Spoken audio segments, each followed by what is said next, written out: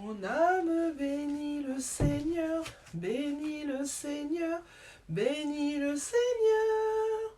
Sa gloire remplit la terre et les cieux. Mon âme bénit le Seigneur. En avant, courage, peuple du Seigneur. Si Satan fait rage, Jésus est vainqueur, béni. Bonjour à tous, j'espère que vous allez tous bien, par la grâce de Dieu. Je suis contente d'être avec vous. C'est vrai que la semaine dernière, j'ai pas publié, mais je suis contente d'être avec vous et de pouvoir parler de la puissance de Dieu, parler de ce que Dieu fait dans nos vies. Même si quelquefois, Satan voudrait nous faire croire qu'il y a des blocages et que notre vie est une vie pathétique et n'est pas là où on voudrait être, ces idées-là, il faut les chasser et rester focalisé sur la présence de Dieu. Parce que finalement, les promesses des hommes, c'est des promesses qui sont égales à zéro. Les seules promesses qui sont valables dans nos vies, c'est les promesses de Dieu, par sa parole, par sa Bible. On croit, on fait confiance à des êtres humains pour pouvoir grandir, pour faire des choses, mais finalement c'est égal à zéro, car c'est seulement Dieu qui nous élève, c'est seulement Dieu qui fait toutes choses. Et il faut vraiment arriver à comprendre ça. Moi, je vous le dis pour vous et je vous le dis aussi pour moi.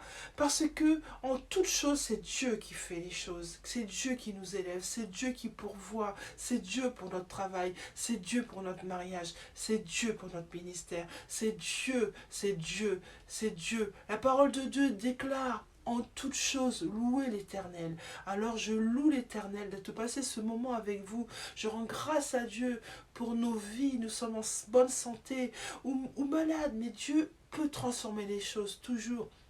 Dieu a cette possibilité-là. Il transforme les choses pour notre gloire et pour sa gloire. Et plutôt pour sa gloire, et ensuite vient la nôtre.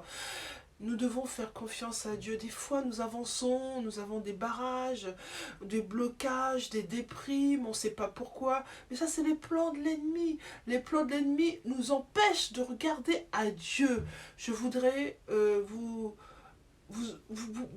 permettre de comprendre, de toujours regarder à Dieu, pas à l'être humain. Parce que l'être humain, il est inférieur à Dieu, mais uniquement à Dieu.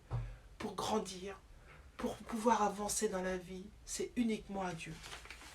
J'avais à cœur de vous parler de l'onction de Dieu. Tant de personnes cherchent l'onction de Dieu, va vers des ministères à gauche, à droite, pour l'onction de Dieu. Et je voudrais vraiment commencer une série pour affiner, vous expliquer où est l'onction et qu'est-ce qu'est l'onction de Dieu et comment obtenir l'onction de Dieu. L'onction de Dieu n'est pas systématiquement donnée à des hommes ou des femmes de Dieu prédéfinis, des gens qu'on voit à la télé, sur Facebook, sur YouTube. Non, l'onction de Dieu, elle est pour chacun d'entre nous. Elle est pour vous, elle est pour moi. Mais bien sûr, la condition, c'est d'être en phase avec la parole de Dieu, d'être en phase avec la Bible, d'être en phase. Toutes les recettes, si je puis dire, les choses que Dieu veut faire, qui fait à travers des ministères, il veut le faire avec vous. Dans les temps que nous vivons, les temps sont difficiles, il y a des attaques de Satan qui font de plus en plus mal, il y a des gens qui meurent, il y a des gens qui sont malades depuis des années, qui ont des maladies chroniques, Dieu a besoin de vous. Dieu a besoin de moi comme il a besoin de vous. Il faudrait se lever et commencer à marcher comme Dieu le souhaite. L'onction de Dieu, bien sûr, elle est indispensable quand on marche avec Dieu. L'onction, on a besoin de cette onction. Sans onction, on marche dans la religion. S'il n'y a pas d'onction, c'est la religion. Et la religion, comme vous le savez, ça emmène les guerres, ça emmène l'hypocrisie, ça emmène les méchancetés, ça emmène les mauvais cœurs. Nous avons besoin de l'onction de Dieu. Tout ce qui est en dehors de l'onction de Dieu, c'est de la religion. C'est de la religion. Et je voudrais vraiment vous amener à une vie libre, une vie légère, une vie de liberté. Et cette vie-là, vous l'avez, Dieu vous le promet, par son onction, l'onction de Dieu, par l'onction que à un ministère, à gauche ou à droite, vous avez cette possibilité. Seulement, il faut vous mettre en phase avec la parole de Dieu, avec les commandements de Dieu. Chaque sermon, chaque enseignement, chaque témoignage, chaque chant, chaque prédication, chaque prière doit se faire sous l'onction de Dieu. Toutes ces choses-là, c'est sous l'onction de Dieu. Si nous voulons, on peut apporter la parole, on peut prier, mais s'il n'y a pas la vie, parce que l'onction égale la vie. S'il n'y a pas la vie, on est dans la religion et on ne sert pas les desseins de Dieu. On sert notre orgueil, on sert notre ego. Mais pour servir au dessein de Dieu, nous devons apprendre à rentrer dans une humilité plutôt, dans une présence que seul Dieu peut nous donner. La parole est livrée avec l'onction du Saint-Esprit. Dans la Bible que j'ai les deux. J'ai ma tablette et j'ai la Bible.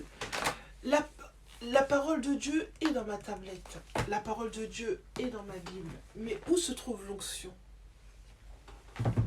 L'onction de Dieu est dans la Bible.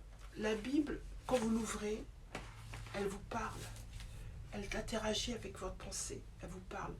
Bien sûr, des fois on prend le train, on n'a pas forcément envie d'ouvrir la Bible dans le train, de peur de la salir, de la faire tomber. On a les numériques. Moi là aussi, moi le soir quand je suis couchée, la lumière est éteinte, je prends mon portable pour lire la parole de Dieu, sans déranger personne. Mais l'onction, la véritable onction divine, elle est dans la parole de Dieu.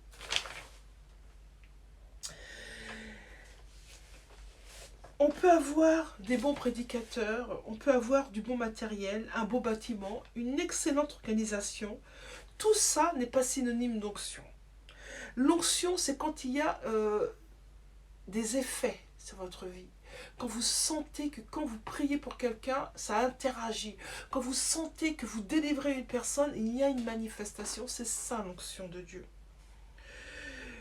Beaucoup d'églises, sans les citer, parce que c'est pas de leur faute, ont des brebis. Les brebis, c'est nous, les êtres humains. Elle est grande. Il y a des brebis qui sont assis tous les dimanches ou tout régulièrement. Mais cette église est morte. Pourquoi? Parce que les prédicateurs n'ont pas l'onction. Et comme il n'a pas d'onction, il est dans la religion, il prêche la parole de Dieu sans véritablement la vivre. Et du coup, son église, les membres de son église sont eux-mêmes morts parce que l'église n'a pas d'onction, elle ne vit pas par le Saint-Esprit. Et quand ces gens-là se rendent compte que finalement, quand ils voient la vie de Dieu, la vie divine, et qu'ils vont dans une église où il y a l'onction, et tout d'un coup, tout change. Leur vie du jour au lendemain change. C'est plus les mêmes. Et c'est là qu'ils se rendent compte, j'étais mort, et maintenant je suis vivant, grâce à l'onction de Dieu. L'onction de Dieu réveille les morts. L'onction de Dieu ramène les choses mortes à la vie. L'onction de Dieu restaure. L'onction de Dieu guérit, délivre les malades. Tout le monde, nous sommes tous appelés à grandir et à couler sur l'onction de Dieu. L'onction n'est pas systématiquement pour des oins de Dieu, parce qu'ils font ceci ou cela. C'est pas vrai. C'est le diable qui vous fait croire ça. L'onction de Dieu, elle est pour vous et pour moi, elle est pour tout le monde. Même les enfants, les adolescents, tout le monde a droit à cette onction. Je vais entamer cette série pour bien vous parler la particularité qu'est-ce que donne l'onction dans notre vie.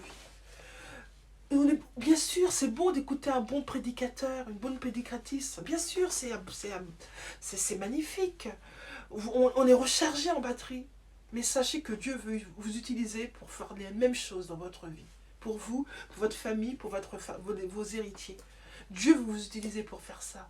Il faut que vous puissiez rentrer et comprendre ce que Dieu a envie de faire à travers ma bouche pour votre vie.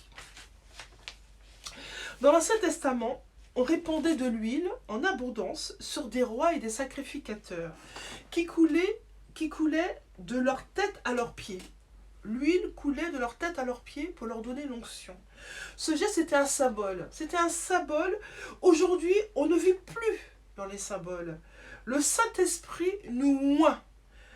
Il vit en nous et veut répandre sa présence sur tous. Le Saint-Esprit vient habiter en nous, je vous le rappelle, par notre baptême. Dès que nous naissons d'eau, nous rentrons dans l'eau, nous ressortons de l'eau avec le Saint-Esprit. Et nous sommes moins.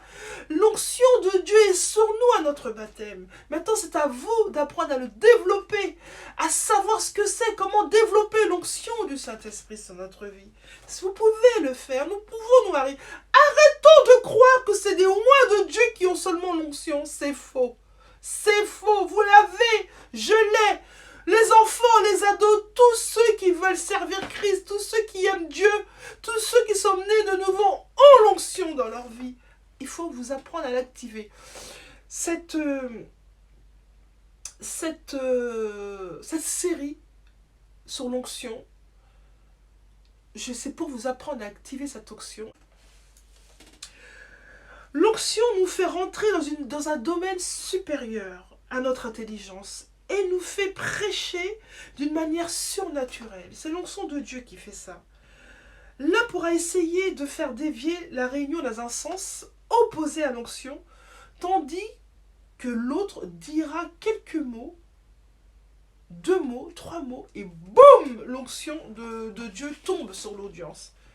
Pourquoi? Quelle est la différence entre l'un et l'autre? L'un va parler sans l'onction parce qu'il lit la Bible, certainement, mais il n'y a pas une affinité, un tête-à-tête avec Dieu. Il n'a pas crié à Dieu. Il n'a pas payé le prix, comme on dit. Et l'autre, il va arriver, il va dire juste 2-3 mots, et boum, l'onction de Dieu est là. Pourquoi? Parce qu'il a payé le prix. Il a jeûné, il s'est mis en tête-à-tête avec Dieu, il s'est mis en phase, il s'est mis avec Dieu dans l'amour, dans l'adoration, dans la louange. L'onction transforme les bonnes choses en meilleures choses. C'est l'onction qui fait ça. On ressent l'onction, même si ce n'est pas un sentiment, ni une sensation, mais l'équipement pour amener la vie, pour voir les manifestations du Saint-Esprit dans notre vie. Merci Seigneur pour ceux qui vont m'écouter, éternel Dieu de gloire, concernant cette onction Seigneur, l'onction de Dieu éternel, l'onction de Dieu, cette onction que tu as besoin de déverser sur tes enfants. Seigneur, merci pour tous ceux qui vont m'écouter. Seigneur, je prie, Seigneur, dans le nom de Jésus, que tu touches leur vie là où ils sont, que tu transformes leur mentalité et que tu leur permettes de réaliser que l'onction, ils l'ont déjà en eux, à eux d'apprendre à être au pied du Maître, à être au pied de ta présence, avec toi, Seigneur. Aide-les, Seigneur, à trouver des gens sincères avec qui ils pourront grandir. Ils n'auront pas d'intérêt. Seigneur, le monde, nous savons que le monde est perverti par des gens qui amènent tes enfants à l'abattoir. Je prie, Seigneur, dans le nom de Jésus, que tous qui m'écoutaient puissent y avoir la révélation du potentiel que Dieu a mis dans votre vie pour grandir dans l'onction de Dieu, par la présence de Dieu, dans le nom de Jésus. Nous devons apprendre à marcher avec le Saint-Esprit. Sans le Saint-Esprit qui donne l'onction, il est difficile de rentrer dans notre appel. Nous devons payer le prix en restant dans la présence de Dieu. Le soir, le matin, la nuit, prier en langue, dire à Dieu, Dieu, Seigneur, je t'aime, j'ai besoin de toi dans ma vie. Dieu a besoin de vous dans ce monde pour gagner des âmes. Dieu a besoin de vous. Ce travail n'est pas pour des gens définis, mais il est pour tous. Tous ceux qui sont baptisés, nés de nouveau, doivent faire cet acte. Il y a des clés pour marcher dans l'onction. Il y a déjà les 2 premières clés, c'est l'humilité. Il faut être humble. Humble dans la présence de Dieu. L'orgueil est un mangeur d'onction. même un petit orgueil, même tout petit, toute forme d'orgueil mange l'onction de Dieu. Vous devez faire taire l'orgueil et marcher dans l'humilité. Quand vous faites des erreurs, ça arrive de faire des erreurs, vous savez, nous ne sommes pas parfaits, je ne suis pas parfaite, nul n'est parfait. Mais la différence, c'est de se rendre compte qu'on fait des erreurs, de se mettre à genoux et demander pardon, papa, pour ce que j'ai fait. Pardon, j'ai mal agi, j'ai mal pensé, j'ai une pensée un peu charnelle, une pensée, c'est demander pardon à Dieu. Et immédiatement, c'est oublié, c'est effacé. Une deuxième clé, c'est la soif de Dieu. Oui, c'est la soif de Dieu. La soif de Dieu, la soif de sa parole, la soif de la Bible, la soif d'écouter des gens moins, la soif de grandir, d'apprendre, d'enrichir sa vie, la soif de Dieu. Il n'y a pas d'autre clé que ça. C'est la soif de Dieu, c'est la soif de Dieu qui va vous faire rentrer dans l'onction de Dieu. C'est pas la soif d'un prédicateur, de Pierre, de Paul, Jacques. Oh, je suis un tel, je fais ça avec un tel. Non! Dieu attend de vous que vous vous mettiez avec lui dans votre chambre, en face à face, pour avoir l'onction de Dieu. Il veut votre cœur. Votre cœur n'est pas dans la religion. Il vous appelle. Nous devons vraiment comprendre qu'il y a des ministères oints, il y a des ministères qui ne le sont pas oints. Vous devez avoir le discernement pour savoir quel est le ministère qui est oint, qui va vous apprendre à marcher dans la valeur de Dieu. Nous devons conserver cette soif intacte. Sinon, l'onction ne se déversera, aura du mal à se déverser.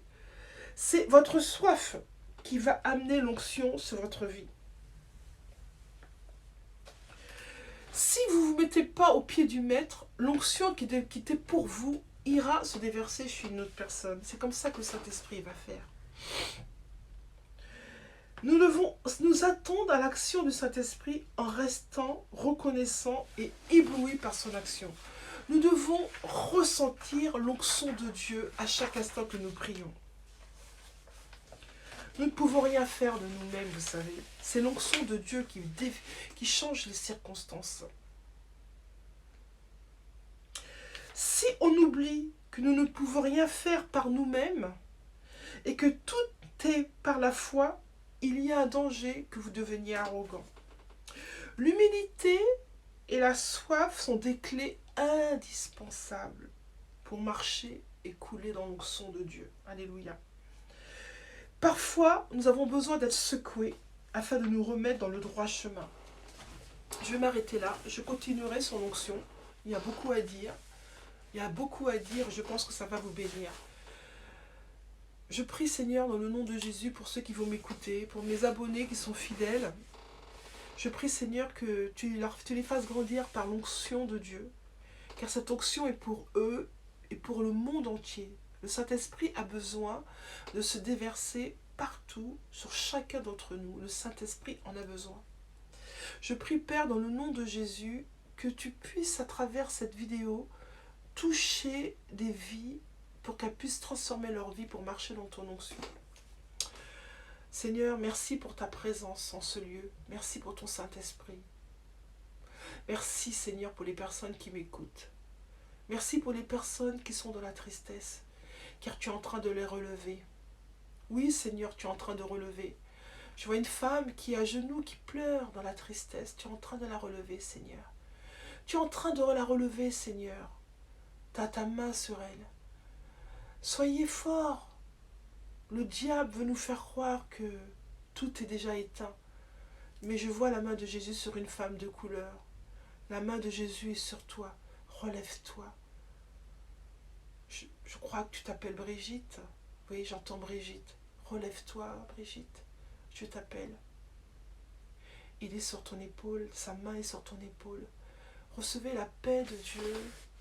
Dieu vous aime. Dieu a besoin de vous. J'envoie la paix divine sur votre vie. Recevez la révélation. Recevez, parce que quand on grandit dans l'onction, Dieu vous donne, en grandissant, d'autres dons. Les dons qu'il y a dans la Bible. c'est pour toutes, c'est pour tous. Je vous aime, je vous embrasse dans le nom de Jésus. À bientôt et bonne journée. Au revoir.